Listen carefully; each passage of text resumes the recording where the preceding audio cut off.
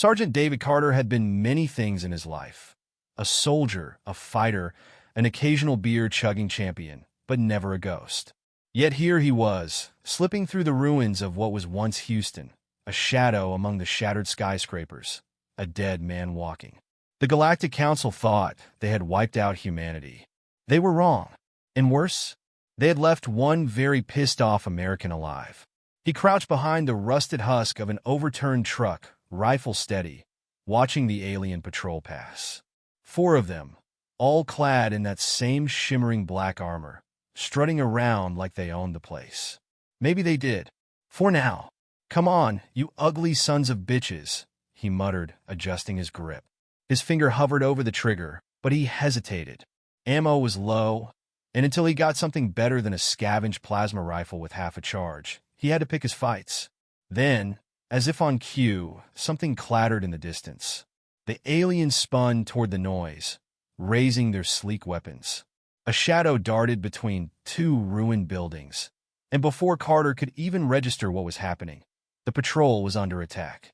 A lone figure, fast and reckless, dropped from a collapsed overpass with the kind of war cry that made Carter's eyebrows shoot up. "Eat dirt, eat!" A shotgun blast took the lead alien square in the chest, sending it sprawling. The remaining 3 whirled around, but their attacker was already moving, weaving between rubble. Carter sighed. Great. Another lunatic. The mysterious fighter ducked, rolled, and reloaded in one smooth motion before popping up and blasting another alien's knee out. Carter had to admit, it was impressive. Stupid, but impressive. With the remaining 2 aliens scrambling for cover, Carter figured it was now or never. He aimed, fired once, headshot.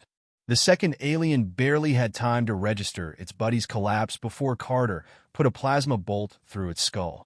Silence settled over the ruined street, save for the soft crackle of energy weapons cooling down. Carter rose from his hiding spot, approaching the newcomer, who was now looting the corpses with casual efficiency. "You always make this much noise, or is today special?" he asked. The figure spun, shotgun raised, and Carter found himself staring down the barrel of a well-worn Remington. He arched a brow. "Nice gun. You point at all your friends, or just the ones who save your ass?" The fighter hesitated, then sighed and lowered the weapon. The helmet came off, revealing a woman. Wild brown hair, a face smudged with dirt, and eyes that had seen too much but still burned with defiance. "Didn't ask for backup," she said. "Didn't offer." Carter shot back. She smirked. "Riley Vega. Former Marine. Current pain in the ass." "David Carter." "Same." Riley sized him up, taking in the tattered uniform, the scavenged gear. "You look like hell." "Yeah, well, hell looks worse." She huffed a laugh, then gestured to the dead aliens. "Nice shooting. You alone?" "Far as I know," Carter said. "You?" Riley's expression darkened. "Not for long. There's a group holed up outside the city. Survivors. Fighters." She slung the shotgun over her shoulder. "You want to stop playing Rambo and do something useful? You should meet them." Carter considered that. He had spent the last few weeks dodging patrols, sabotaging supply lines, and generally making life miserable for the invaders. But one man could only do so much. A resistance? That was something different. Something bigger. He gestured to the bodies. "They're going to notice these guys are missing." "Good," Riley said. "Let's make sure they never stop noticing." The camp was hidden in the twisted remains of an old shopping mall. Carter had expected something ragtag, scared civilians, maybe a few desperate fighters. But what he found was an operation. Makeshift barricades, a weapons cache, even a command post rigged together from scavenged tech. And people. A lot more people than he had expected. Riley led him through the maze of tents and supply crates, nodding at various fighters along the way. They call themselves the Black Vultures. Started small, but every time the aliens torch another town, we pick up more. Carter took it all in. These weren't just survivors. They were warriors in the making. He could see it in their eyes, the way they moved. They weren't broken. They were waiting. At the center of the camp, an older man sat at a table covered in maps and notes, grumbling at a radio like it had personally insulted his mother. He glanced up as they approached. Well, he drawled. Riley brings home another stray. Carter crossed his arms. You always this welcoming? Depends. You any good? Or are we wasting rations? Riley smirked. He took out 2 patrol guys in under 10 seconds. The man grunted. Good enough for me. Name's Jackson. Used to be Army before the bastards decided we didn't need a planet anymore. Carter. Same. Jackson studied him a moment, then nodded. We could use another set of hands. Especially someone who knows how to handle himself. He gestured to the map. We're planning something big. Carter leaned in, scanning the layout. Big how? Jackson tapped a marked location. Alien supply hub, not far from here. If we take it out, we cut off a chunk of their operations in this sector. Carter whistled. Ballsy. Desperate, Riley corrected. Carter looked around at the people working, training, preparing. He had fought alone for weeks, but this was a war. He cracked his knuckles. All right, let's wreck some aliens. Jackson grinned. Now you're speaking my language. Riley nudged Carter with her elbow. Hope you're ready. Things tend to get explosive around here. Carter smirked. Lady, I wouldn't have it any other way. Carter had been in worse situations before. Probably. Maybe. Actually, no. This was definitely the worst. His left arm was a mess of dried blood and bruises. His ribs felt like someone had taken a sledgehammer to them because technically they had, and his water supply had run out yesterday. Not that dehydration was his biggest problem. The bigger issue was the dozen alien patrols scouring the city for survivors.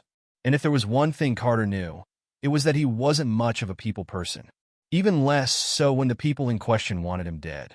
The ruins of Houston weren't exactly prime real estate anymore. Collapsed buildings, burnt-out cars, and streets littered with the skeletal remains of a once thriving city.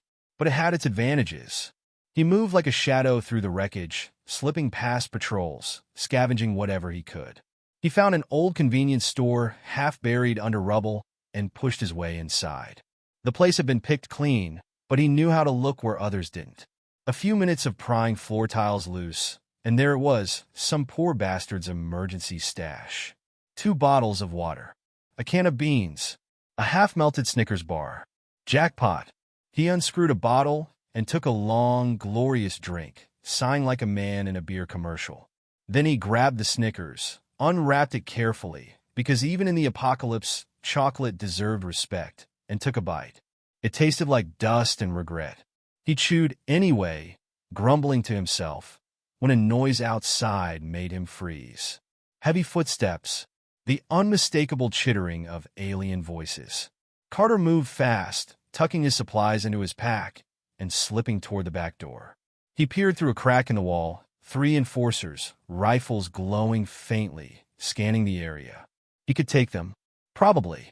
Then something whizzed past him, bouncing off the wall with a loud clank. A rock. Carter's eyes darted toward the source. A figure crouched behind an overturned shelf, wearing makeshift armor, gripping a crowbar like it was a holy relic. A survivor. And an idiot, judging by the way they'd just drawn attention to themselves. The aliens turned at the sound, weapons humming as they advanced. Carter sighed. Every damn time. He moved before he could talk himself out of it. His plasma rifle was half-charged, but half was all he needed. He fired once, hitting the lead enforcer square in the chest. The alien staggered, its armor sizzling where the shot connected. Before it could recover, Carter was already moving, dodging between shelves. The second enforcer turned toward him, raising its rifle. Too slow. Carter Dove rolled, came up firing. Another shot. Another hit. The third one was faster. It ducked behind cover, returning fire. Blue energy crackled through the air, shattering the shelf behind him. And that's when the idiot with the crowbar screamed and charged. Carter barely had time to register what was happening before the survivor swung, smashing the enforcer's rifle clean out of its hands. The alien recoiled in surprise. Carter didn't waste the opportunity. One last shot, and it collapsed in a smoking heap. Silence followed, broken only by Carter's heavy breathing and the distant hum of a patrol ship overhead. He turned to the survivor, eyebrows raised. You always pick fights with armed aliens using construction tools? Or am I just lucky today? The helmet came off, revealing a young man with wild hair, smudged glasses, and a grin that was far too cocky for someone who had nearly gotten himself killed. "Depends," the guy said. "Did it work?" Carter exhaled, pinching the bridge of his nose. "What's your name, kid?" "Joel." "Joel Park. Former college student, current resistance badass." Carter gestured to the crowbar. "And what's your grand plan here, Joel?" "Hit every alien until they surrender." Joel shrugged. "It was working until you showed up." Carter groaned. "I saved your ass, and I softened them up for you," Joel countered, nudging one of the dead enforcers with his foot. "You're welcome." Carter stared at him, then shook his head. "I don't have time for this." "Yeah, well, tough luck," Joel said, shouldering his makeshift armor. "Because you just recruited yourself a sidekick." Carter opened his mouth to argue, but stopped. Joel was reckless, sure, but he had guts. And more importantly, he was another pair of hands in a war where every extra fighter mattered. "Fine," Carter said, waving him forward. "But if you die doing something stupid, I'm not giving you a dramatic speech." Joel grinned. "I'll make sure my death is hilarious then." Carter sighed again, trudging toward the exit. "I already regret this." They slipped into the streets, the city stretching out before them. There were others out there Carter knew. Survivors, fighters, people who hadn't given up yet. It was time to find them, and, with any luck, maybe steal a better weapon while he was at it. Carter hadn't planned on leading a revolution. Hell, most days, he barely planned what he was eating. Mostly because the options ranged from canned mystery mush to whatever alien rations weren't actively trying to kill him. But somehow, despite his best efforts, he had gone from lone survivor to accidental warlord in a matter of weeks. It had started small, just him and Joel scavenging, dodging patrols, and occasionally sabotaging alien supply lines. Then they found Riley Vega. She had been holed up in the remains of an old bank, bleeding from a fresh wound, but still managing to hold a knife to Carter's throat when he got too close. That was his first sign that she'd fit right in. "Who the hell are you?" she had snarled. "Relax," Carter had said, barely resisting the urge to roll his eyes. "If I was one of them, you'd already be dead. Or worse." "Yeah?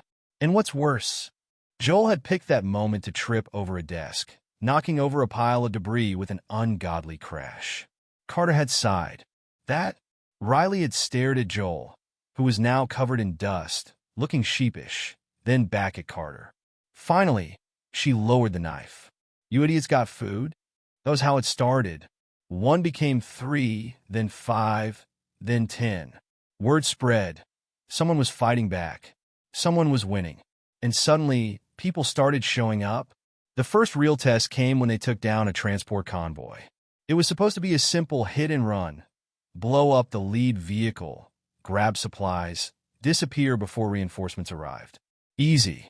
Except nothing was ever easy. They had set the trap near a collapsed highway, hiding among the wreckage. Carter lay on his stomach, watching through the scope of a stolen alien rifle as the convoy approached.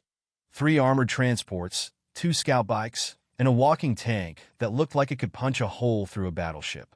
Joel, lying next to him, let out a low whistle. "So, Plan B. Plan B is don't screw up Plan A," Carter muttered. Riley's voice crackled through the radio. "Everyone in position?" "Yep," Carter said. "Joel's already considering running." "Hey, I resent that," Joel whispered. "I was considering strategic repositioning." Carter ignored him. "On my mark." He lined up his shot and squeezed the trigger. The first plasma bolt struck the lead vehicle's engine block, and the explosion was beautiful. Flames roared into the sky as metal twisted and buckled. The convoy screeched to a halt. Before the aliens could react, the resistance fighters unleashed hell. Carter fired again, taking out one of the scouts. Riley and her team opened up from the left, hurling grenades and gunfire into the chaos. Joel, naturally, had chosen the loudest possible entrance, sprinting forward with a rocket launcher he had definitely not been trained to use. "Joel, do not," Carter started. Too late. Joel fired. The rocket veered wildly off course, slamming into the walking tank's leg instead of its core. The thing staggered but didn't fall. Instead, it turned, locked onto Joel, and let out a mechanical screech that sounded a lot like, "You just pissed me off." Joel froze. "Guys? Run," Carter said. Joel ran. The tank opened fire, obliterating the spot where he'd just been standing. Carter swore and shifted his aim. One well-placed shot to the exposed joint of the tank's damaged leg, and the metal gave way. The massive machine wobbled, then crashed into the wreckage of the convoy, crushing 2 enforcers beneath its weight. Riley whooped, "Hell yeah, that's how we do it!" The remaining aliens scrambled to retreat, but the resistance fighters cut them down before they could regroup. Within minutes, it was over. Carter exhaled, lowering his rifle. Around him, the others were already sifting through the wreckage, grabbing weapons, rations, anything useful. It was a damn good victory. Joel stumbled back over, panting. "I think I saw my life flash before my eyes. Turns out it's mostly bad decisions." Carter clapped him on the back. "At least you're self-aware." Riley grinned, wiping sweat from her forehead. "Not bad, boss." Carter groaned. "Don't call me that." "Sorry, Commander," Joel teased. Carter pointed at him. "I will shoot you." But the damage was done. The nickname stuck. Over the next few weeks, the resistance grew bolder. Ambushes turned into full-scale raids. Supply lines crumbled. Alien outposts fell. The Galactic Council had underestimated humanity's ability to adapt, to fight, to endure. But Carter knew this was only the beginning. They had won battles, sure. But the war? That was still coming. The plan was simple, which meant, of course, that it was about to go straight to hell. Carter crouched behind a ruined transport vehicle, gripping his rifle as he watched the alien stronghold in the distance. The Galactic Council's primary command center on Earth, an imposing, steel-gray fortress that jutted out from the landscape like an infected wound. Towers bristling with weaponry, shield generators humming in the night air, patrols marching in tight formation. They'd spent weeks preparing for this. Months gathering fighters, weapons, intel. Every raid, every ambush, every stolen supply drop had led to this moment. The resistance had grown into an army, and now that army was about to storm the gates. "All right," Riley's voice crackled in his earpiece. "One more time for the morons in the back. We blow the shield generators, breach the perimeter, and take out their command unit. If we pull this off, we cut off the head of the snake." Yeah, Joel chimed in. "But what if Plan A fails?" "Then we go with Plan B," Carter muttered. "Which is?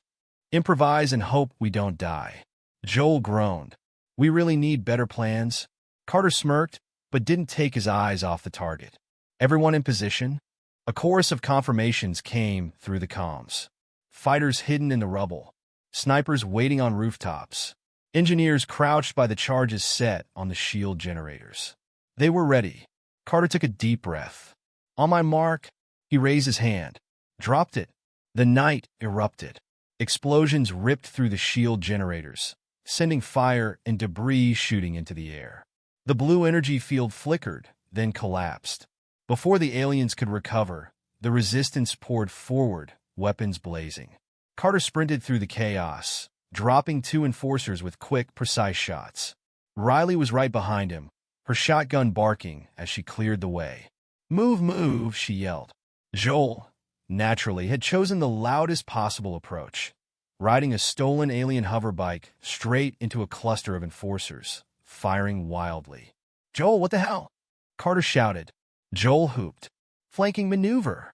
It's not flanking if you go straight at them." "Details." Carter swore and kept moving. The fortress doors loomed ahead. A squad of heavily armored enforcers blocked the entrance, energy shields raised. Carter dubbed behind cover, reloading. Riley ducked beside him. "Ideas?" Carter glanced at Joel, who was now pinned down behind his smoking hoverbike. "Yeah," Carter said. "Let's use our secret weapon." He clicked his comm. "Joel, you still got that grenade launcher?" Joel popped his head up. "You mean the one you explicitly told me not to steal?" "That's the one." Joel grinned, unstrapped it from his back, and fired.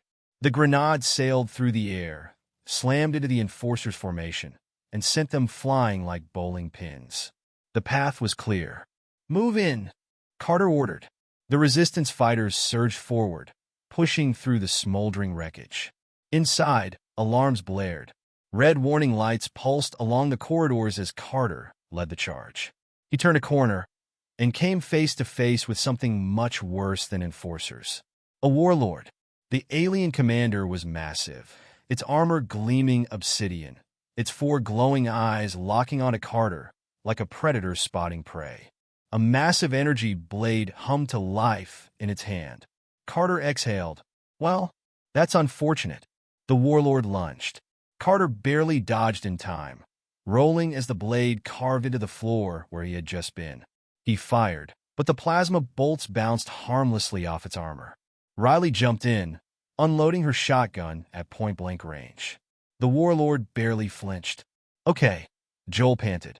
Plan C. Working on it. Carter snapped. The warlord swung again. Carter ducked, barely avoiding a very messy decapitation. His mind raced. Bullets were useless. Blades were useless. But explosions? Riley! Grenades! She tossed him two without hesitation. Carter yanked the pins, lunged forward, asterisk, asterisk, and slapped them onto the warlord's chest, asterisk, asterisk. The alien hesitated. Looked down. Looked up. Oh, it rumbled. Boom. The blast threw Carter backwards, slamming him into a wall. Smoke filled the corridor. Carter groaned. Someone remind me. Never do that again. Riley helped him up. Agreed. Joel grinned. But damn, that was cool. Carter shook off the pain and pressed forward. They stormed through the final doors, and there it was.